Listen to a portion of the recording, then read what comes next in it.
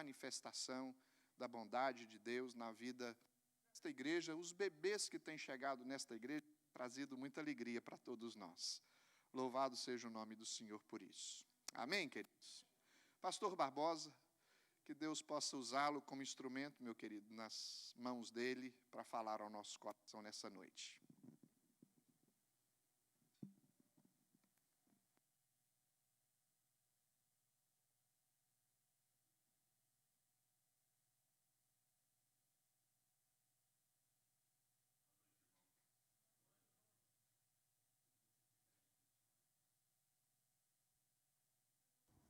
Devia estar funcionando, né? Agora está, né? Graças a Deus.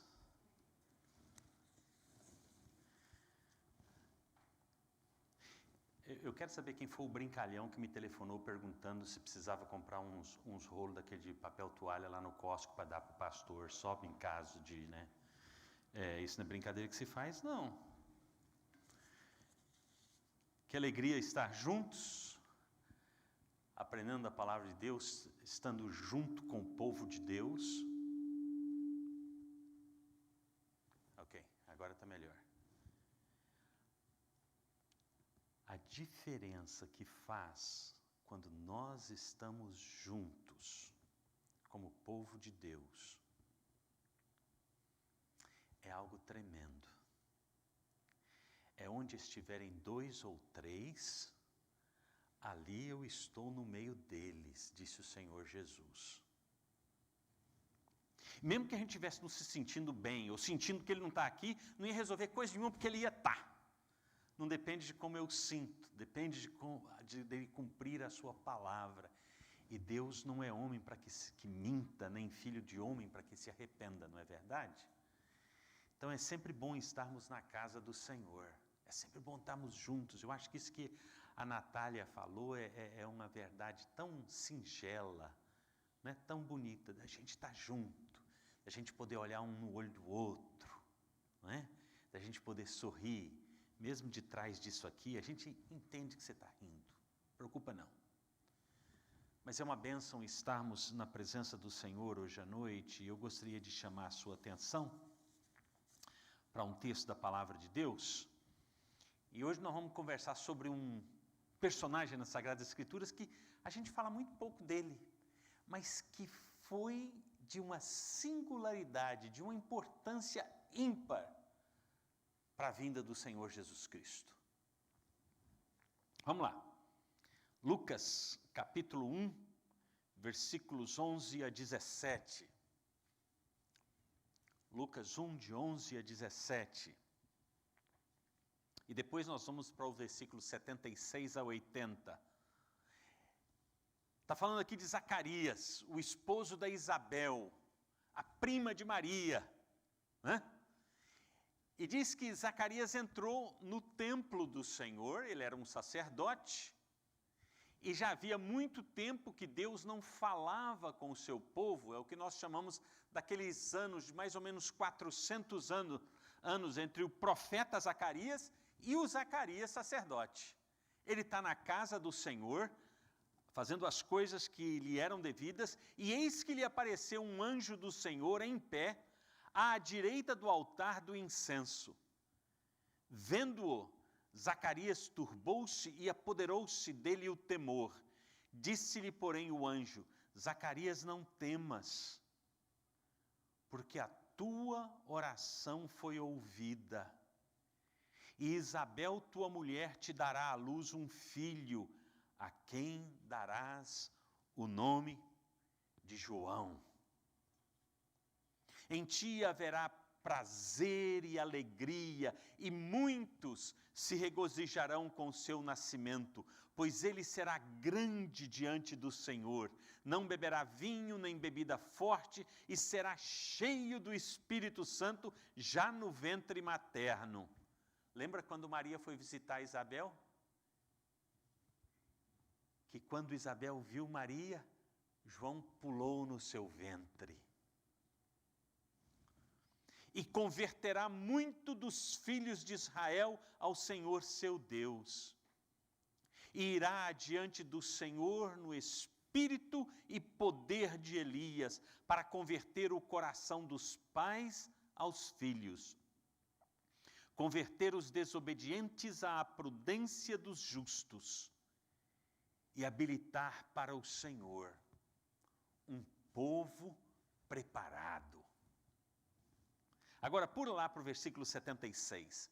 Aí, quando Zacarias ouve isso, ele fica tão feliz no seu coração, tão exultante de alegria, que ele compõe um cântico de louvor ao Senhor.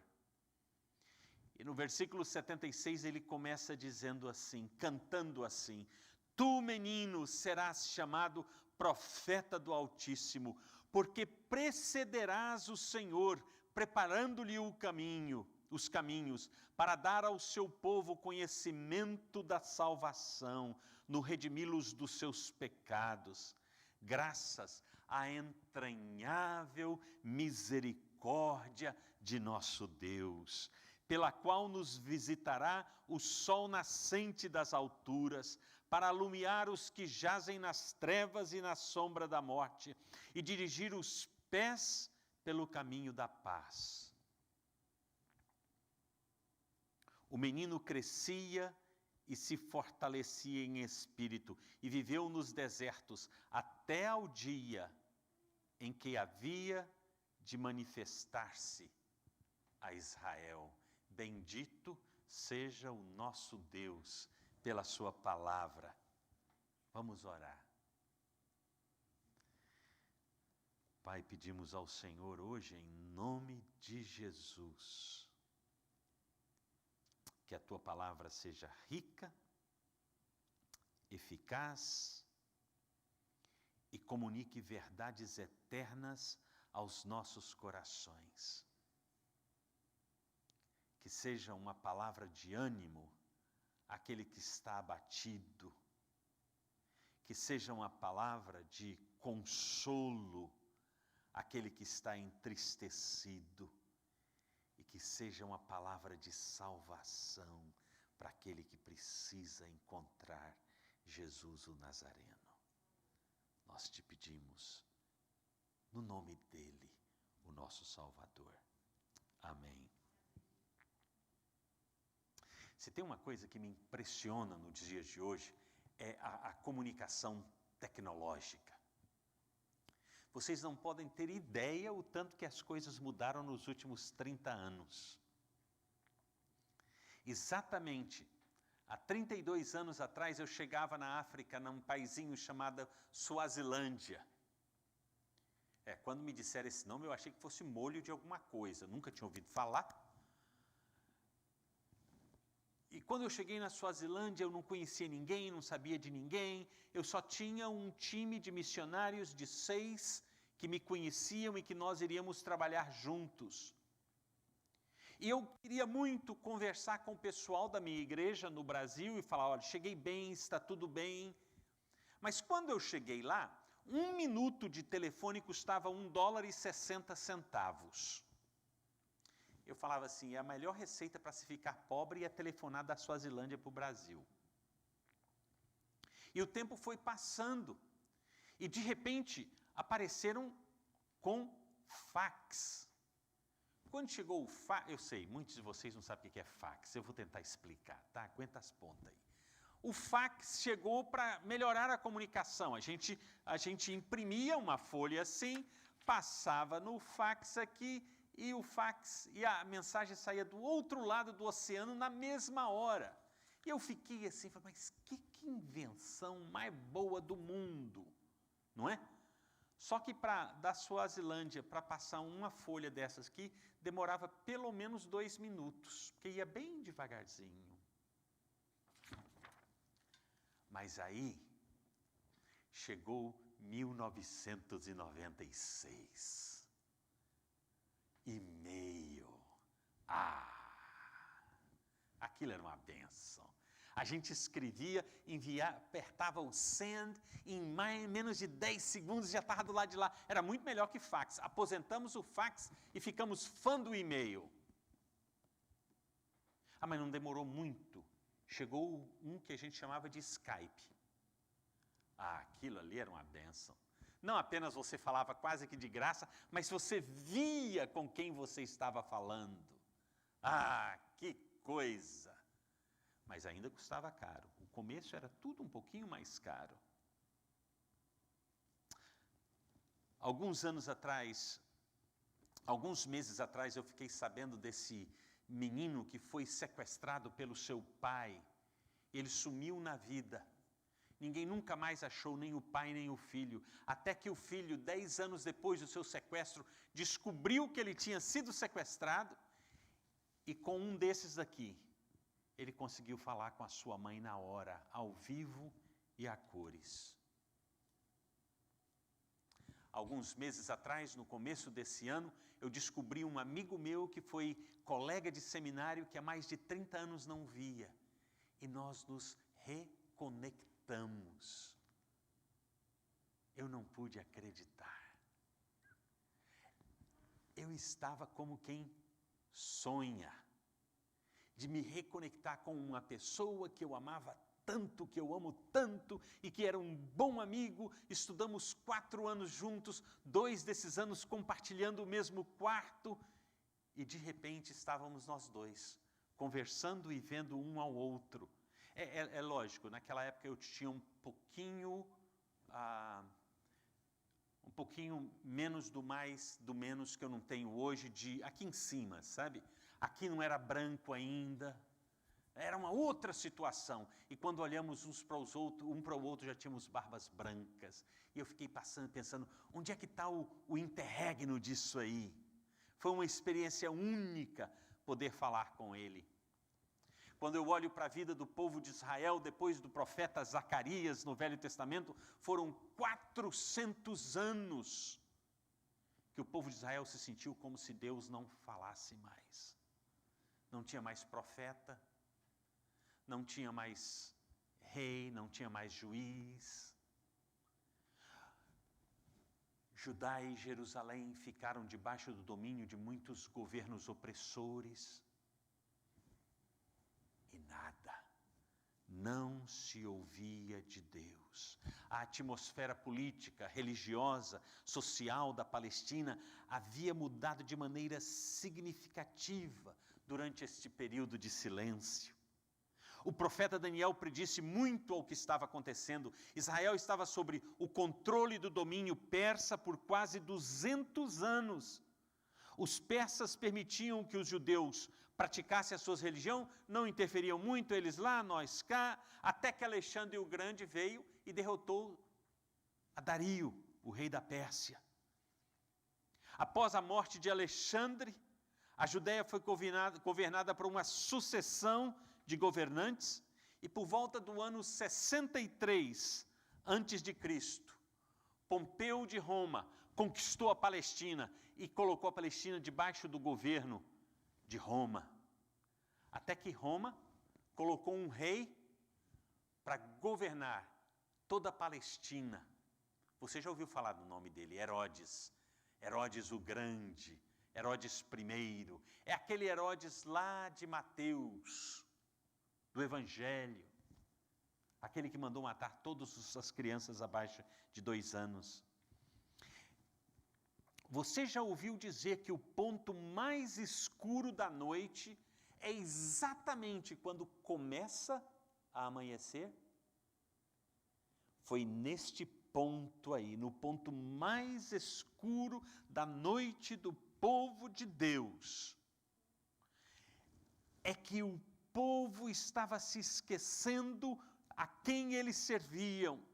Quem é que os tirou do Egito? Quem é que os guiou durante todo o deserto? Que ajudou a atravessar o Rio Jordão? Quando eles estavam esquecendo completamente desse Deus, a apostasia estava tomando conta do povo. É neste contexto, de repente, depois de 400 anos, Deus decidiu que já era hora de recomeçar.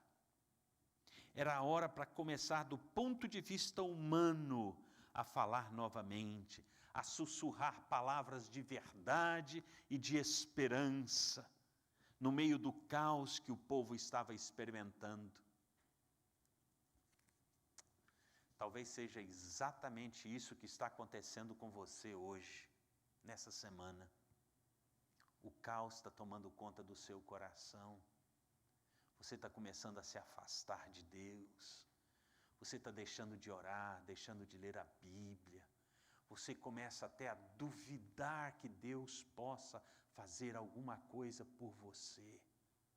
Talvez seja exatamente este ponto da madrugada que você está, o ponto mais escuro, e você não está sabendo para onde ir. É exatamente aí que Deus quer falar ao seu coração. É exatamente aí aquele que criou você e que amou você desde a eternidade. É exatamente aí que Ele quer te encontrar, que Ele quer falar com você, que Ele quer mudar a sua vida. Pare um pouco, pense naquele que tirou você da escravidão do pecado. Você conhece o Deus revelado nas Escrituras, que disse que ia te chamar de povo e que você o chamaria de seu Deus. Você conhece os Salmos, o Salmo que diz que o Senhor é a minha luz e a minha salvação, a quem eu temerei? Ou o Salmo 59 que diz, mas disso eu sei, Deus é por mim. Ou do versículo de Isaías, que diz que você iria caminhar e Ele iria sussurrar no seu ouvido, este é o caminho, andai nele. Meu amigo, minha amiga, pare um pouco, considere o seu caminho, volte atrás, volte-se para Deus e fala, Senhor, eu estou no meu pior escuro da madrugada, eu preciso que a alva chegue, eu preciso olhar para o Senhor de novo, eu preciso ser transformado novamente, eu preciso voltar atrás, eu preciso das tuas forças, Senhor. Agora pense bem, quando isto aconteceu com o povo de Israel, Deus mandou um precursor do seu Filho, para cumprir as Escrituras. Esse mensageiro não traria apenas a mensagem do Deus que fala, mas ele também conectaria, ele juntaria o profeta Zacarias no Velho Testamento com o seu pai Zacarias, que encontrou o anjo do Senhor no templo do Senhor. Através dele, Deus, que estava por muito tempo num longo silêncio, ia restabelecer a conexão com o seu povo. E foi durante o reinado de Herodes o Grande, um grande político. Era como um camaleão esse Herodes, mudava de cor quando a situação pedia, mudava de maneiras, falava mais bonito ou falava mais feio. Ia para a rua comer pastel com o povo para dizer, agora vocês podem votar em mim ou tomar caldo de cana. Não foi porque era Palestina, mas se estivesse lá, ia. Ao ponto de vender aparatos de ouro seus, para ajudar a comprar comida para os pobres judeus, quando houve aquela grande fome no ano 25 depois de Cristo. Ah, ele fazia de tudo, era um excelente político. Agora vamos falar de Zacarias. Não o profeta do Velho Testamento, o sacerdote que entrou no templo do Senhor. O seu nome significa Javé se lembrou.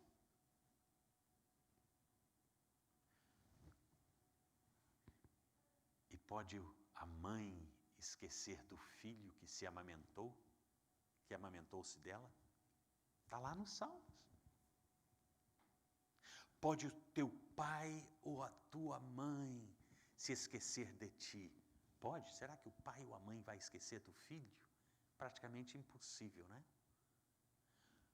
Mas Deus fala isso, pode o pai ou a mãe se esquecer? Eu jamais me esquecerei dos meus filhos. Não existe esse negócio de Deus estar longe de você, porque Ele jamais vai esquecer de você. Você não é um número, você não é um CPF, você não é um Social Security, você não é número, você é filho, você é filha. Ele te chamou pelo nome, desde lá da eternidade. Ele te conhece por dentro e por fora.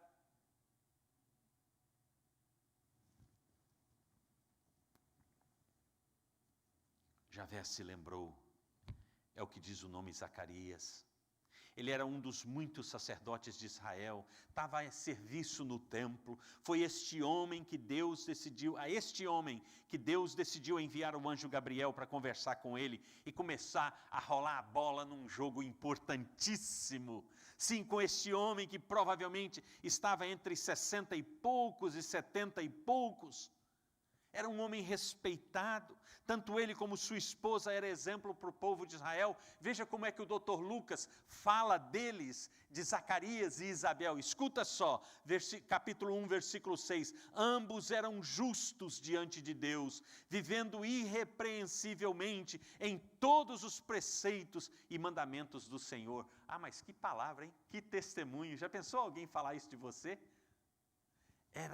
Não, mas aquela pessoa eu conheço.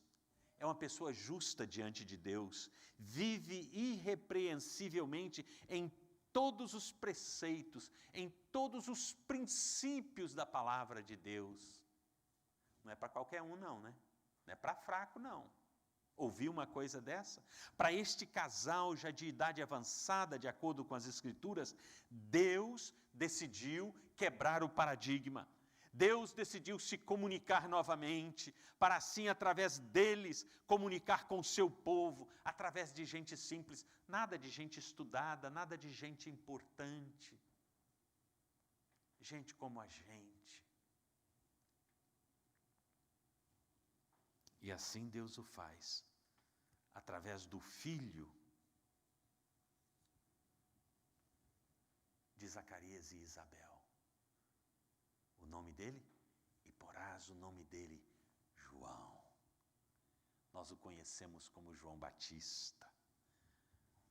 Deus decidiu dizer um oi, ou um olá com o seu povo. E quando Deus decide dizer oi para o seu povo, meus amados, a história muda, a caminhada é transformada. O coração se enche, a vida é outra. Como é que ele faz isso? Algumas maneiras, mostrado pelas Escrituras aqui. Ele vai usar João para promover mudanças profundas no meio do seu povo. Ele traz de volta muitos do povo de Israel, de volta para o Senhor seu Deus. Capítulo 1, versículo 16 diz o seguinte: e converterá muitos dos filhos de Israel ao Senhor seu Deus. Deus ia usar a João Batista para fazer uma mudança no meio do povo dele, através da salvação que ele ia mostrar, através deste homem que era o canal de Deus para a vida do povo de Israel. Quando Deus quer fazer alguma coisa com o seu povo, Ele sempre vai usar alguém. E deixe-me dizer uma coisa. Não são só os pastores que Deus usa. Deus usa você. É você mesmo. Você. Deus quer usar você. Deus quer usar você quando você se coloca nas mãos dEle para ser bênção, para ser usado por Ele. Deus usa você. Acredite nisso. Você pode estar olhando para os lados e falar assim: eu, pastor? É, você. Você pode até estar perguntando, mas está falando sério? Deixa-me dizer uma coisa. Deus usa até uma mula. Você Ele também pode usar. Não tem ninguém, por pior que seja, que Deus não pode usar para ser um canal de bênção no reino dEle. Versículo 15, por esta razão, ele será grande aos olhos de Deus. E assim que está escrito, pois ele será grande diante do Senhor. Ele será cheio do Espírito Santo, já no ventre materno. Quem diz quem eu sou não são os outros, é Deus. Mas parece que nós ficamos mais incomodados o que os outros dizem de nós do que aquilo que Deus diz que nós somos. Não é verdade? Deixe-me te dizer uma coisa. A Bíblia chama você de filho e filha amado. Deus chama você de íris dos meus olhos. Deus chama você de príncipe e princesa do reino de Deus. Deus chama você de justificado perante Ele.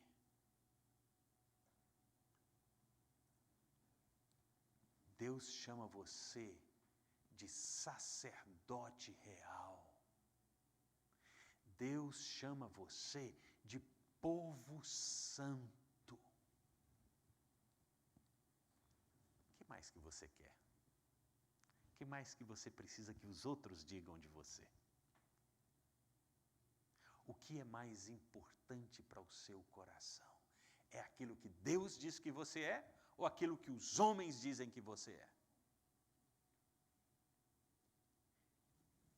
O texto das Sagradas Escrituras continua dizendo que ele irá diante do Senhor Jesus no espírito e poder de Elias para converter os corações dos pais para com os filhos, converter os desobedientes para a sabedoria da justiça, para tornar o povo pronto, preparado para a vinda do Senhor. É assim que está escrito lá. Irá diante do Senhor no espírito e poder de Elias, para converter o coração dos pais aos filhos, converter os desobedientes à prudência dos justos e habilitar para o Senhor um povo preparado. O que ele quer dizer com isso? Que João Batista iria no espírito e poder do Elias. Algum desavisado para falar assim, não, o espírito de Elias ia cair nele, ia descer nele, ele ia fazer tudo que ele... Não é isso não, gente. O que a Bíblia quer dizer aqui é com a mesma integridade, com a mesma coragem, com a mesma austeridade e fervor, e o mesmo poder de Deus, fazendo o quê? Atendendo à sua palavra. Quando a palavra de Deus é colocada, toma lugar central na minha vida e na sua, nós temos a mesma autoridade que Elias tem. Porque o que fez a autoridade de Elias não foi Elias. Foi o Deus de Elias que deu essa autoridade, por causa da palavra de Deus que habitava ricamente no seu coração. E lembra, naquele tempo, era só o Velho Testamento, hein? Não tinha o Novo Testamento ainda não. E ainda assim, ele meditava nesta lei dia e noite. O que o texto está dizendo é porque Deus ia usar a João Batista, ia ter conversão aos montes. Pais e filhos mudariam os seus corações de uns para com os outros. A família estaria em posição central nessa renovação espiritual do povo de Deus. Deixe-me dizer uma coisa, se nós queremos transformação no meio da nossa igreja, no meio das nossas comunidades, no meio do povo, nós temos que começar nas nossas famílias. Nós temos que começar como é que nós relacionamos entre nós. Nós temos que começar a conversar como é que os filhos respeitam os pais e como é que os pais respeitam os filhos. A Bíblia diz que filhos em tudo obedecei aos vossos pais e não o contrário, só que com a mudança de vida que temos tido hoje, com toda a invasão do que o mundo tem feito no meio dos nossos lares, no meio das nossas igrejas, nós estamos lendo o versículo errado, é pais em tudo obedecei aos vossos filhos. Mas tem mais. A Bíblia diz, pais, não incitais os vossos filhos à ira. E como pais, muitas vezes nós temos que confessar. Existem momentos que nós tratamos os nossos filhos mais como ditadores, mais como generais, do que alguém que ama aqueles que Deus emprestou por um tempo determinado para nós.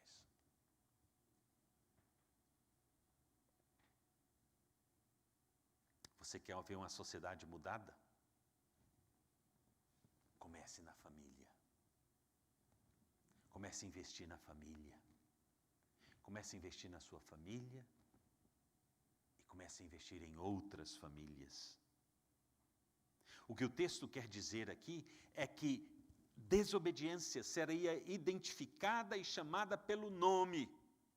Os que a seguem seriam desafiados a voltarem-se para o caminho da justiça. Não ia existir passar mel na boca de ninguém. Desobediência ia ser chamado como desobediência. Rebeldia ia ser chamado como rebeldia. E falta de Deus no coração seria chamado como falta de Deus no coração. Não ia ter segundas palavras. E através da vida de João Batista, o povo judeu, o povo israelita, iria saber disso. E nós precisamos saber disso.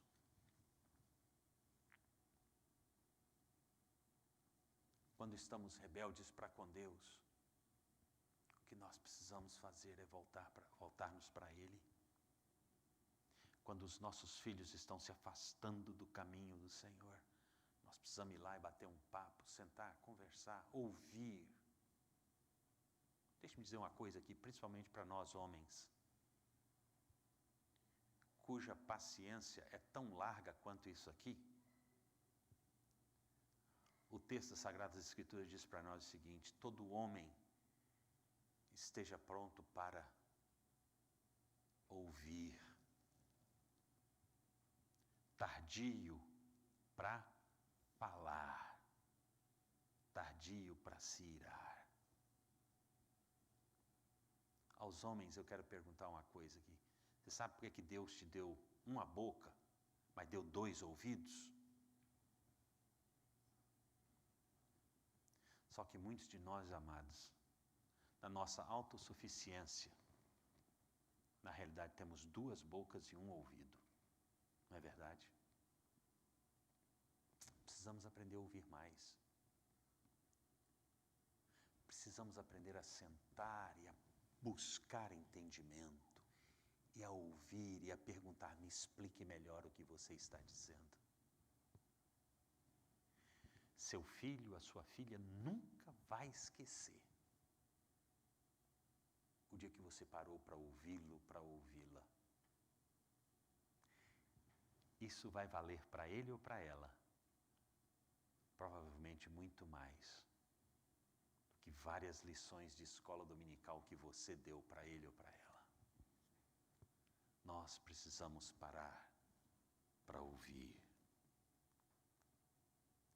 O que mais que esse texto diz? Diz que Deus iria encher João com seu espírito. Ele estava preparando-o para uma batalha de consequências eternas. Uma batalha que não seria feita com espada ou lanças. Era uma batalha que almejava ganhar o coração e a fidelidade do povo de Israel. Para essa batalha, só o espírito desse grande Deus poderia enfrentá-la para conquistar as vidas das pessoas. Irá diante do Senhor no espírito e poder de Elias. Hoje é o primeiro domingo do Advento, a preparação para o Natal. Estamos em novembro, mas é o primeiro domingo do Advento. Daqui até o Natal são 4 domingos. E algumas igrejas têm essa tradição de acender 4 velas de 4 cores diferentes, uma a cada domingo. Eles dão um significado para cada uma dessas velas. A primeira vela representa paz. Não, desculpe-me. A primeira vela representa esperança. A segunda vela, que será acesa na semana que vem, no domingo que vem, representa a paz. E eu quero falar sobre a segunda vela.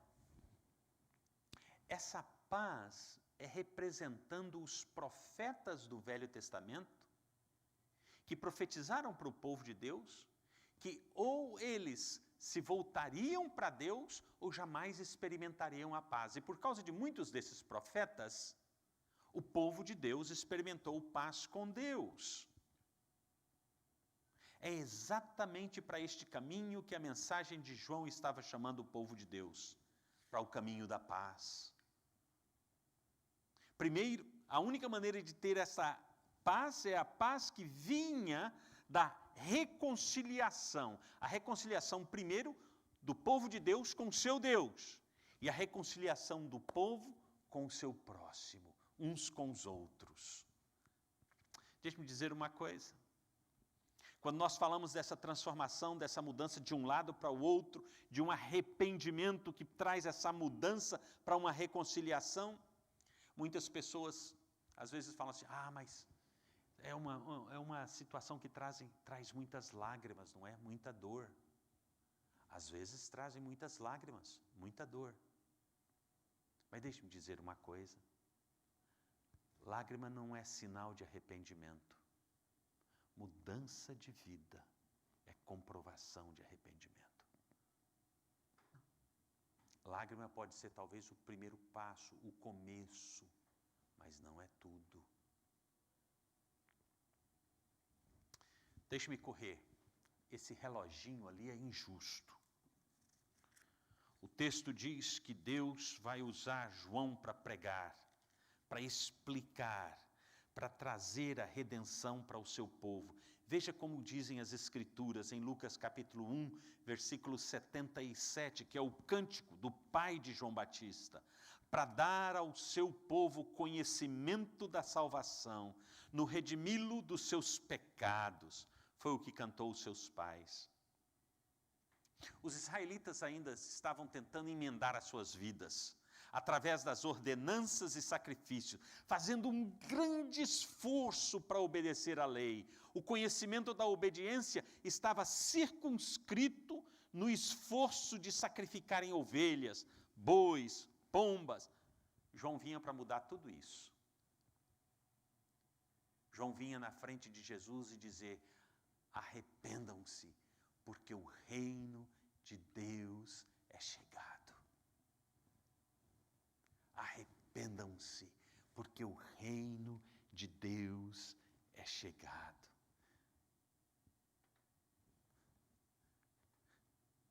O que João estava dizendo é, arrependam-se dos seus pecados.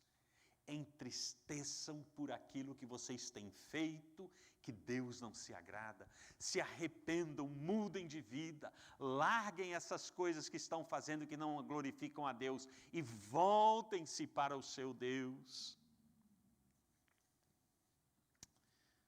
Meus amados, o que João estava falando aqui é que para que aqueles israelitas fossem salvos desta geração perversa. É assim que o Evangelho diz. Mas, meus queridos, não era um ato que o homem podia fazer sozinho. Eu vou decidir me arrepender. Se Deus não promovesse isso dentro do coração deles, convencê-los do seu pecado, convencê-los do seu erro, convencê-los da sua maldade, das suas transgressões, e falar assim, eu me entrego, eu não posso fazer nada, eu sou culpado. Não existe perdão se o coração não for mudado completamente pela ação convincente do Espírito de Deus dentro do seu coração. E o texto das Sagradas Escrituras continua no versículo 78, por causa da entranhável misericórdia de Deus. Isso significa dizer, aquela misericórdia que vem do mais fundo do ser de Deus. Paulo, na sua carta aos Efésios, no capítulo 2, ele diz que nós estávamos mortos em nossos delitos e pecados, mas ele continua dizendo, mas Deus, sendo rico em misericórdia, e por causa do grande amor com que nos amou, pela graça sois salvos. Meus amados, misericórdia significa aquela coisa que vem mais do fundo do coração e que se compadece. Não é apenas ter pena, é de me colocar no lugar do outro e falar assim, Sem isso, eu também estaria perdido, mas Deus, por causa da misericórdia dele e por causa do seu grande amor, para mostrar nos séculos vindouros a suprema riqueza da sua graça em bondade para conosco em Cristo Jesus. O que Deus quis dizer é: sem Jesus eu estou perdido. Pior do que um cachorro quando cai de caminhão de mudança, perde o rumo, não sabe para onde vai, estou lascado. Sem Jesus, esta é a nossa posição.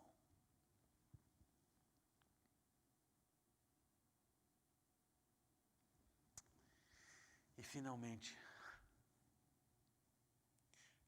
João Batista ia ser usado porque ele ia anunciar as coisas que estavam por vir.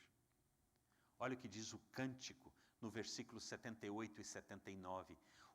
Trazendo o conhecimento do sol nascente das alturas, para alumiar os que jazem nas trevas e na sombra da morte, e dirigir os nossos pés pelo caminho da paz.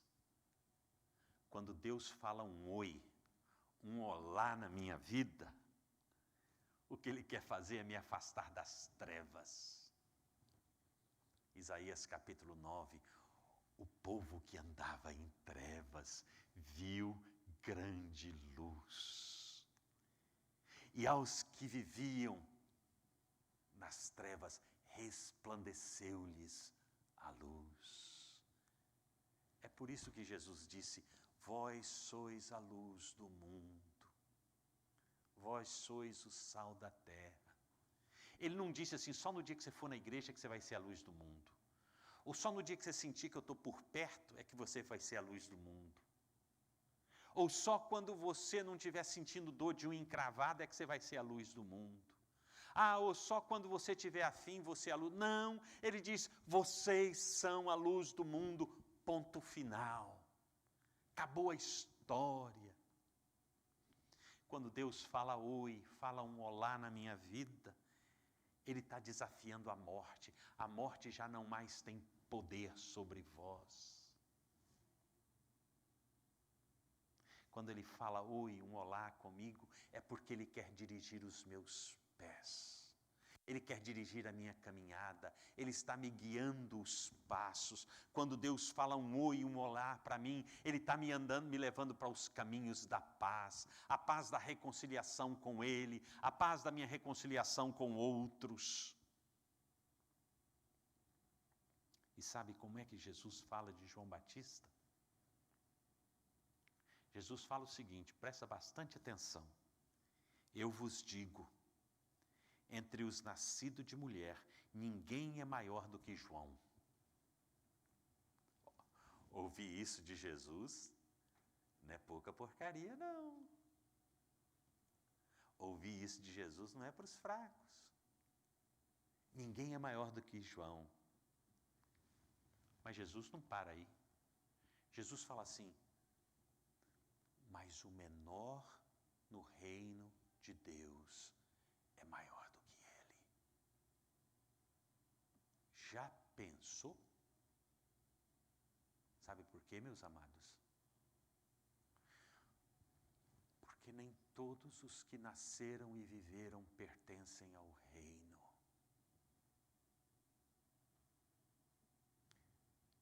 E a todos que ainda não pertencem ao reino, eu e você somos enviados para contar para ele esta novidade do reino de Deus. Meus queridos, Deus não está calado. Nós é que precisamos nos calar e ouvir a sua voz, não é verdade? A sua salvação, ela é ofertada de maneira clara para que gente seja redimida, para que gente seja salva, para que gente seja transformada. Porque Ele se preocupa com a alma do homem e quer que nele, o homem, a mulher, haja paz.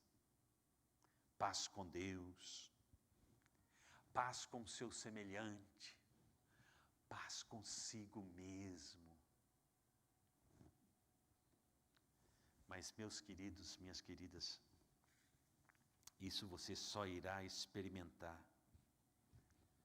se você vier para Cristo, ou se você se voltar a Ele. Se você se arrepender, se você mudar de vida. Se aquelas coisas que eu tenho guardado no meu coração e que não pertencem a Deus, e que eu sei quais são elas são, e que você sabe quais são elas são, que estão na sua vida, se nós não nos arrependermos, nós estaremos perdendo essa grande bênção de termos paz com Deus, de termos paz conosco mesmos. Aí você pode falar assim: ah, pastor, é tão difícil. Pastor, pau que nasce torto, morre torto. É mentira, meu amado. Um pau torto nas mãos do carpinteiro de Nazaré se torna o pau mais reto que você pode jamais ouvir falar dele. Porque ele pode transformar os impossíveis que você acha que tem na sua vida nos possíveis que estão nas mãos dele. Vem para Jesus hoje. Perde tempo não. Volte-se para Deus. Diga para Ele: Senhor, nisto e nisto e nisto eu tenho falhado miseravelmente. Eu preciso do Senhor. Muda a minha vida. Transforma o meu coração. Ou se você nunca falou para Ele que você quer que Ele mude a sua vida, que você precisa ser salvo, que você precisa ser transformado pelo Evangelho, diga isso para Ele: Senhor Deus, hoje eu entendi aquilo que eu nunca entendi antes, que o Senhor me ama, que o Senhor quer me salvar, que o Senhor quer transformar a minha vida, que o Senhor quer me fazer de novo. Vem, Pai, faz isso em mim, transforma o meu viver. O desafio são dois. Primeiro, se você não conhece a Deus, se você não conhece Jesus como seu Salvador pessoal, diga isso para Ele agora. Fala aí: eu nunca entendi que o Senhor podia ser Salvador, que eu precisava ser salvo, eu quero isso aí. E a segunda coisa é você que já anda com Ele, que conhece, mas que no fundo do coração está longe dele. Volte-se, diz para Ele: Senhor, eu me arrependo, eu quero mudar de vida, me ajuda a mudar de vida, me ajuda a ser transformado, eu preciso do Senhor. É com aquelas mãos cravadas, os pés cravados, os braços abertos, Ele sempre vai te aceitar, Ele sempre vai te querer de volta. Volta para Jesus hoje, volta para Deus, experimenta hoje o que você não tem experimentado há muito tempo na sua vida. Muda de vida. Ele vai te ajudar a mudar. Ele vai mudar a sua vida se você se render a Ele. Vamos orar. Bondoso Pai, Pai de nosso Senhor Jesus Cristo, louvado seja o Teu nome pela vida de João, que se dispôs a ser um vaso nas Tuas mãos, para ir adiante de Jesus e pregar o arrependimento a tantos que não conheciam verdadeiramente o Deus de Israel. E hoje, entendendo essa realidade, entendendo o porquê que Jesus veio, nós nos entregamos nas Tuas mãos, nos rendemos ao Senhor, nos jogamos aos Teus pés e Te pedimos: tem misericórdia de nós. Muda a nossa vida, muda o nosso ser, muda-nos de dentro para fora, nos ajude a resplandecer e ser a verdadeira figura de Jesus no mundo que precisa tanto de salvação. Ó Deus, faz isso nas nossas vidas para a maior glória do Teu próprio nome, para que Jesus seja conhecido, para que todos os povos da terra saibam que o Senhor é Deus e que não há outro. Em nome de Jesus.